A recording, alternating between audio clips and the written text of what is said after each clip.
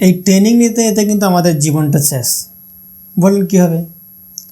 প্রথমে যখন একটু বড় হলাম তখন দিদিমণির কাছে ট্রেনিং, দিদিমণির কাছে হলো। তারপর যখন স্কুলে এলাম তখন প্রাইমারি স্কুলে ট্রেনিং। তারপর যখন প্রাইমারি স্কুল থেকে হাই স্কুলে গেলাম তখন হাই স্কুলে ট্রেনিং।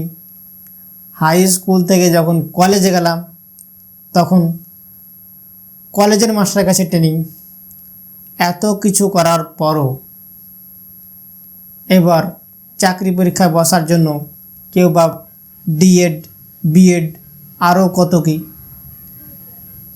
এবার তো গেল ডিএড, বিএড। এবার ডিএড, বিএড করার পরও পরীক্ষায় পাস করতে হবে, মাস্টার হতে হবে। এবার মাস্টার হওয়ার জন্য প্রাইভেট বা কোচিং মাস্টারের কাছে ট্রেনিং, চাকরি পরীক্ষা পাস করার জন্য ট্রেনিং।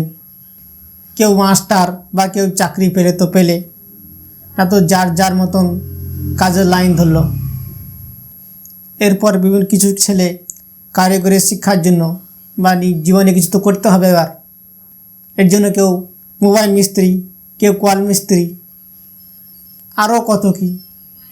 কেউ বা বিভিন্ন কোম্পানিতে কাজ করার জন্য সে কোম্পানির কাছে ট্রেনিং।